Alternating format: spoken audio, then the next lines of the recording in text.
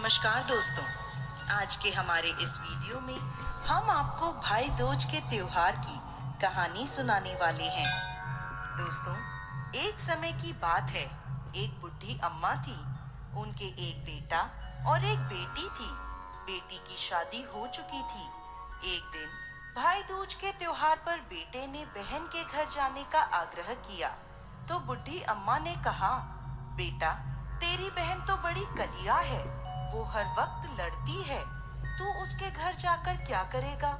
लेकिन बेटे के आग्रह करने पर बुढ़ी अम्मा ने उसे अनुमति दे दी। भाई अपनी बहन से मिलने के लिए घर से निकलता है। रास्ते में उसे नदी मिलती है। नदी कहती है, मैं तेरा काल हूँ, मैं तुझे डुबाऊंगी।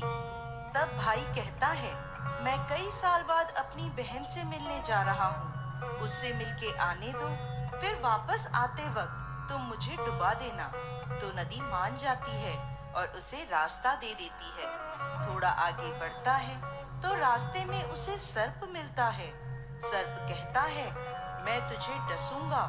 तब भाई कहता है, पहले मुझे अपनी बहन से मिलकर टीका लगवा लेने दो, फिर तुम मुझे डस लेना। सर्प भी उसे रास्ता दे देता है। अब वह आगे बढ़ता है। आगे जंगल में उसे एक शेर मिलता है। शेर कहता है, मैं तुझे खाऊंगा। तो भाई उसे भी वही कहता है, मैं पहले अपनी बहन से मिलकर टीका लगवा लूं, फिर लौटते समय तू मुझे खा लेना। शेर भी उसे रास्ता दे देता है। अब भाई बहन के घर पहुंचता है और आवाज लगाता है, देख बहन, 7 कोस दूर से तिलक कराने तेरा भाई आया है। बहन उस वक्त सूत काट रही होती है। तब उसका सूत बीच में ही टूट जाता है। ये मान्यता है कि यदि सूत काटते वक्त सूत बीच में टूट जाए तो जिस बहन के इकलौता भाई होता है वो जब तक सूत पुनः जुड़ नहीं जाता तब तक बोलती नहीं है। भाई बाहर से पुनः आवाज लगाता है। भाई की आवाज सुन जब बहन जवाब नहीं देती तो भाई मन में सोचता है, मुझ गरीब से मेरी बहन बात नहीं करना चाहती। माँ सही कहती थी, मुझे यहाँ नहीं आना चाहिए था। ये सोचकर वह वापस जाने लगता है। इतने में बहन का सूत पुनः जुड़ जाता है और वह भाई को आवाज देती है और उसकी तरफ दौड़ती है और उसे बात ना करने का कारण बताती है। फिर प्यार से और स्नेह से उसे घर में ले जाती है। अब वह अपनी सहेली पड़ोसन के घर जाती है और उससे पूछती है, सहेली, कोई जान से भी प्यारा मेहमान आए तो क्या करना चाहिए? पड़ोसन मजाक में कह देती है, तेल से चौका लगाना चाहिए और घी में चावल पकाने चाहिए। भोली बहन पड़ोसन का मजाक समझ नहीं पाती और वैसा ही करती है। अब ना तो चौका सूखता है और ना ही चावल सींचते हैं। इधर भूखा भाई उससे कहता है, बहन, भूख लगी है, खाना परोस दो। तब बहन बोली, भाई, आज ना तो चावल सींच रहे हैं और ना ही चौका सूख रहा है। भाई ने पूछा, कैसे तो तूने चौका लगाया और कैसे तूने चावल चढ़ाए? बहन बोली, मेरी सहेली पड़ोसन से पूछा था, उसने कहा, जान से प्यारा मेहमान आए तो तेल का चौका लगाना चाहिए और घी में चावल चढ़ाने चाहिए। भाई बोला, अरे मेरी भोली बहन, कभी तेल का चौका सूखा है और कभी घी में चावल पके हैं। तू पानी का चौका लगा और पानी में ही चावल चढ़ा। फिर वह ऐसा ही करती है। जब चौका सूख जाता है और चावल पक जाते हैं तब उसमें घी और शक्कर डालकर भाई को भोजन कराती है और फिर उसके तिलक करती है। कई दिन बीत जाते हैं। एक दिन भाई बोला, बहन, अब मैं घर वापस जाऊंगा, माँ अकेली है।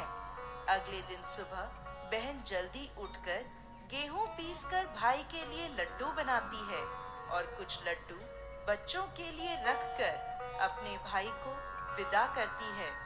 सुबह जब बच्चे उठते हैं तो माँ से खाने को मांगते हैं। तब माँ उन्हें वही लड्डू दे देती है। तब वह देखती है, ये क्या, सारे लड्डू हरे रंग के हो गए। फिर वह चक्की में देखती है तो उसमें लड्डुओं के साथ एक सांप भी पिस गया होता है। वो उन लड्डुओं को फेंक देती है और अपने भाई के पीछे भागती है। रास्ते में एक पेड़ के नीचे उसका भाई बैठा होता है। उसे देखकर भाई बोला, क्या हुआ बहन? तो बहन पूछती है, मैंने तुझे लड्डू बांधे थे, वो कहाँ हैं? भाई बोला, तेरे लड्डू मैंने अभी नहीं खाए, पेड़ पर टंगे हैं, ले ले। वो पेड़ से लड्डू उतारती है और वहीं गड्ढा कर उन लड्डुओं को गाड़ देती है। फिर अपने भाई को सारी बात बताती है। भाई बोला, बहन, तूने एक बार तो मुझे मौत से बचा लिया, लेकिन मैं पीछे कईयों को साई देकर आया हूँ। और बहन को सारी बात बताता है। वो दोनों वहाँ बैठे बात कर ही रहे होते हैं कि बहन भाई से पानी मांगती है। भाई बोला, थोड़ी दूर एक तालाब है, वहाँ से मैं अभी पानी लेकर आता हूँ। बहन बोली, मैं तालाब पर पहुँचती है तो देखती है कि वहाँ एक बुढ़िया बैठी है। वो उसके पास जाकर उससे पूछती है, माँ, तुम यहाँ क्यों बैठी हो? तब वह बुढ़िया कहती है, मैं विधाता हूँ, एक बहन के भाई की तांत गढ़ रही हूँ। तब वह पूछती है, माता, वो कौन भाई है? तब विधाता कहती है एक भाई जिसके प्यार में उसकी बहन ने सांप की हत्या कर दी। बहन सोचती है, ये तो मेरा ही भाई है। वह घबरा जाती है और विधाता से पूछती है, माता, उस भाई को इस श्राप से बचाने के लिए क्या करना होगा? विधाता उसे बताती है कि उसकी एक बहन है।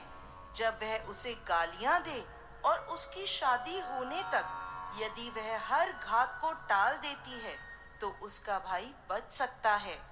वो तुरंत अपने भाई के पास जाकर उसे कहती है, भाई, मैं तुझे माँ के घर तक छोड़ने चलूंगी, लेकिन रुक, मैं अभी आती हूँ।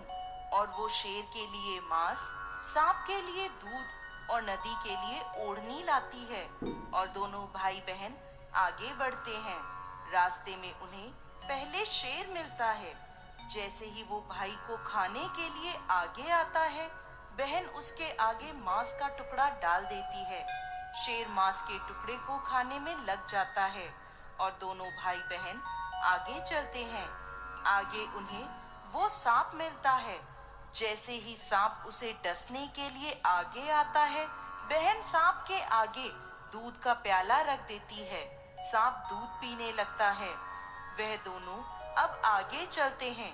रास्ते में उन्हें नदी मिलती है जो भाई को डुबाने को तैयार होती है, पर बहन नदी को ओढ़नी उड़ा देती है। खुश होकर नदी रास्ता दे देती है। अब वह दोनों भाई बहन आगे बढ़ते हैं और अपने घर पहुंच जाते हैं।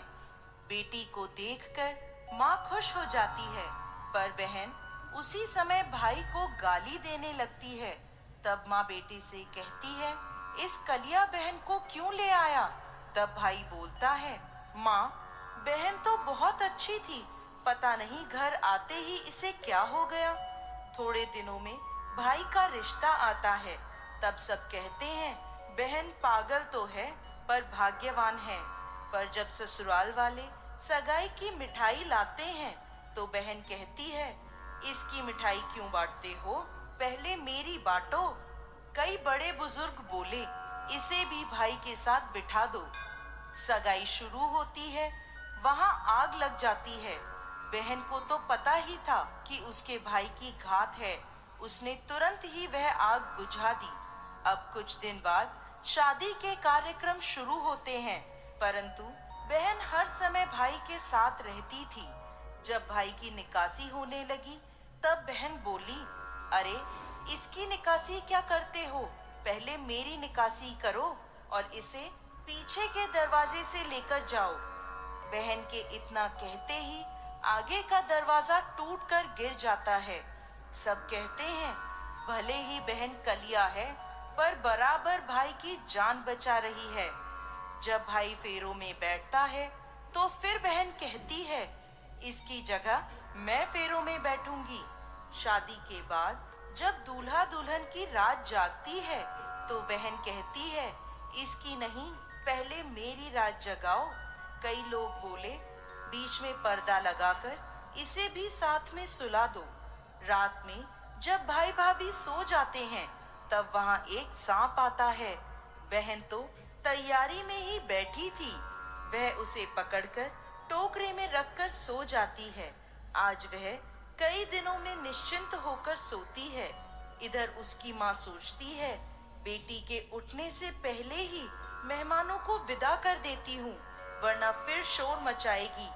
जब बेटी उठकर देखती है घर में कोई नहीं दिखता, माँ से पूछती है, माँ सब मेहमान कहाँ चले गए? तब माँ कहती है, बेटा सब मेहमानों को विदा कर दिया है। तब बेटी कहती है, माँ सब मेहमानों को वापस बुलाओ, तभी मैं विदा होऊंगी। उसके कहने के अनुसार माँ सभी मेहमानों को वापस बुलाती है। तब वह माँ से कहती है, माँ आज के दिन के लिए ही मैंने पालने में पूत और चूल्हे पर दूध छोड़ा था और पागल हो गई थी। मेरे इस भाई पर 7 घात थी, वो टालने के लिए मैं ऐसा कर रही थी। उसकी यह बात सुनकर माँ और भाई बहुत खुश हो जाते हैं और सबसे पहले अपनी बेटी को विदा करते हैं और उसके बाद सभी मेहमानों को विदा करते हैं।